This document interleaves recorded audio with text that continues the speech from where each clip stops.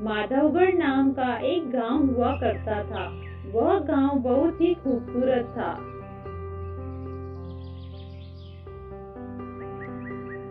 उस गांव में एक श्यामू नाम का आदमी अपनी पत्नी के साथ रहता था। श्यामू बहुत ही मेहनती था। श्यामू एक लकड़हारा था। वह लकड़ियां काट कर अपने परिवार का जीवन यापन करता था। वह लकड़ियां काट कर फिर उन्हें बाजार में बेचता था और जो भी पैसे मिलते थे लेकर घर आ जाता था। ऐसे ही कुछ दिन बीत गए।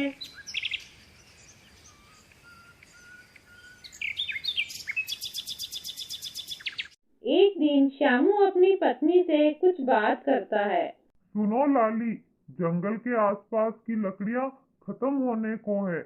लगता है अब जंगल के अंदर जाके लकड़ियां काट कर लानी पड़ेगी, नहीं तो घर चलाना मुश्किल हो जाएगा।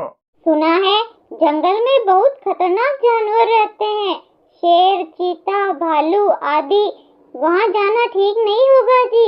दूसरा रास्ता भी तो नहीं है और मुझे कोई दूसरा काम भी नहीं आता।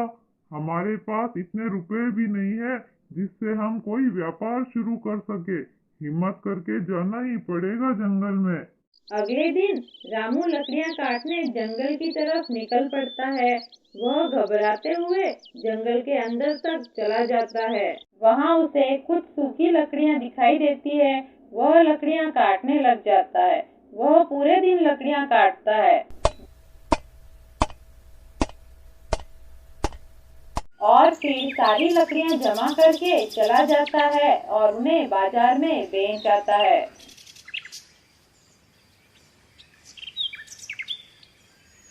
फिर शाम को वह घर आता है और अपनी पत्नी से बात करता है। अरे लाली, आज तो बहुत थक गया हूँ। बहुत सारी लकड़ियाँ काटी। जंगल में तो बहुत सारी सूखी लकड़ियाँ हैं। सुनो जी, कोई जंगली जानवर तो नहीं था ना वहाँ? ध्यान रखना जी। आज तो कोई जानवर दिखा नहीं, पक्षी जरूर घूम रहे थे यहाँ वहाँ। फिर कुछ दिन ऐसे ही गुजर जाते हैं।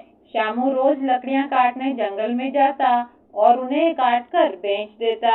एक दिन वह एक सूखा पेड़ काट रहा था। जैसे ही उसने उस पेड़ पर कुल्हाड़ी मारी, उस पेड़ में से एक चुड़ैल बाहर आ निकली।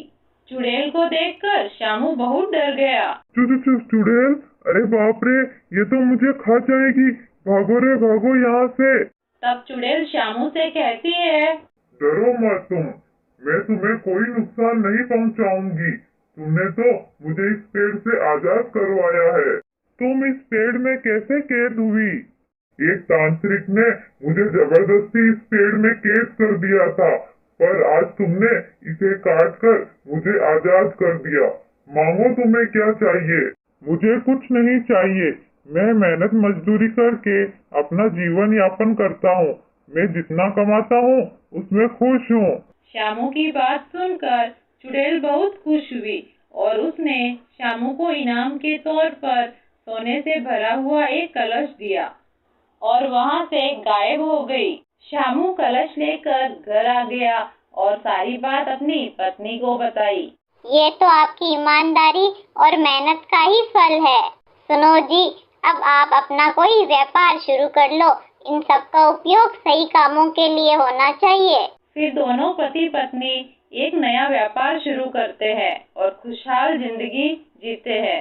इस कहानी से हमें यह शिक्षा मिलती है कि हमें अपना काम पूरी मेहनत और ईमानदारी से करते रहना चाहिए।